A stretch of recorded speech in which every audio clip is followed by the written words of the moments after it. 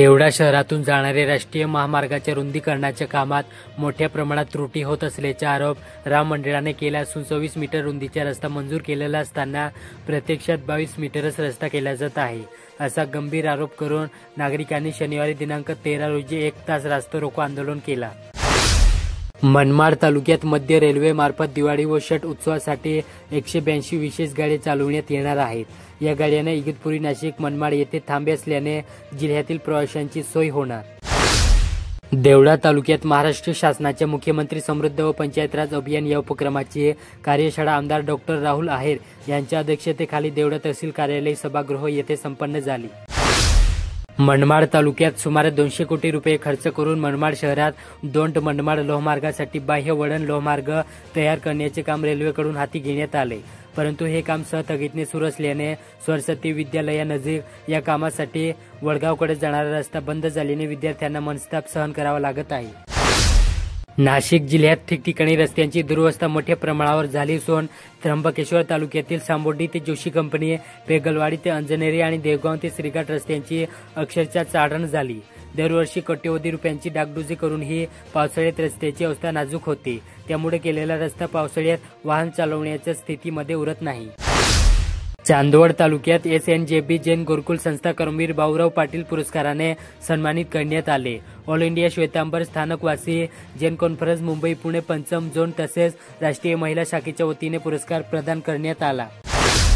मालेगाव तालुक्यात गणेशोत्सव संपल्यानंतरही गणेश मंडळे, राजकारणी संस्था, संघटना, मित्रमंडळांनी उभारलेले शुभेच्छाचे बॅनर, फलक कायम आहेत। यातील बहुतांश बॅनर हे विना परवानगीचे लावलेले आहेत। कमाने, होर्डिंग्ज व दुभाजकात लावलेल्या फ्लेक्समुळे अपघाताचे धोका निर्माण झाला असून शहराचे सौंदर्य हे बिघडले आहे।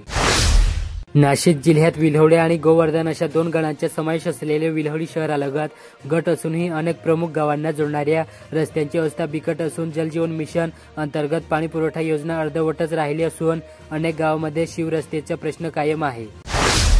सिन्नर तालुक्यातील विविध भागात बिबट्यांचा मुक्त संचार तसेच पशुधनावर हल्ले होत असतानाच तालुक्यातील बोजापूर खरे परिसरातील कासारवाडी शिवारातील गणेश खिंड येथे शनिवारी दिनांक 13 रोजी सकाळी 7 वाजण्याच्या सुमारास बिबट्याच्या मादीसह 3 बछड्याचे एका शेतकऱ्याला दर्शन झाल्याची घटना घडली। शेतकऱ्याने बिबट्या मादी रस्त्याने जात असताना आपल्या मोबाईल कॅमेऱ्यात बिबट्याची छबी टिपली। सिन्नर तालुक्यात रस्ते गटारीच्या समस्या सुटत नाहीत। मूलभूत सुविधा देण्याकडे औद्योगिक विकास महामंडळ दुर्लक्ष करत असल्याने माळेगाव औद्योगिक वसाहतीतील उद्योजकांची कुंचबना होत आहे।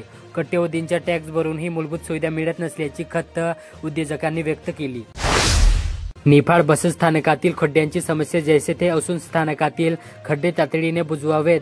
बसस्थानकात येणारे व जाणारे बसेससाठी ठरवलेला वाहतूक नियम काटेकोरपणे अंमलात आणावा अशी मागणी सामाजिक कार्यकर्त्यांनी केली। या संदर्भातील निवेदन निफाड बसस्थानकाचे वाहतूक नियंत्रक SSC गवडी यांना देण्यात आले। सिन्नर तालुक्यातील वडगाव शिवारातील बिबट्याच्या हल्ल्यात गाय ठार झाली। विनय बाळकृष्ण आव्हाड याच्या घरामागे रात्री गाय बांधलेली असताना अचानक पहाटे बिबट्याने हल्ला करत ठार केले। 2 बिबट्याचे या परिसरात कायम वास्तव्य असून त्याचा बंदोबस्त करण्याची मागणी शेतकऱ्यांनी केली। सिन्नर तालुक्यातील वंडागडी येथे न्यू इंग्लिश स्कूल, अभिनव बालविकास मंदिर येथे वन परिक्षेत्र अधिकारी कार्यालयामार्फत मानव व बिबट संघर्ष कमी करणे या विषयावर उद्बोधन कार्यक्रम आयोजित करण्यात आला। नायगाव येथे बिबट्याच्या संचारामुळे पायी जाणाऱ्या विद्यार्थ्यांची सोय व्हावी, परिणामी शालेय विद्यार्थ्यांसाठी सिन्नर आगाराने बसफेरी सुरू करण्याची मागणी जनता विद्यालयाचे प्राचार्य बाबासाहेब कलकत्ते व दिगोडे विद्यालयाचे शिवाजी आव्हाड यांनी केली। येवला तालुक्यात श्री गुरुदेव शिक्षण प्रसारक मंडळ संचलित स्वामी मुक्तानंद विज्ञान कला व वाणिज्य महाविद्यालय येथे IPS अधिकारी प्रियंका महिरते यांनी विद्यार्थ्यांशी संवाद साधला। सिन्नर येथील सिन्नर महाविद्यालयातील सभागृहात लायन्स क्लब ऑफ सिन्नर सिटीच्या आदर्श शिक्षक पुरस्काराचे वितरण उत्साहात पार पडले।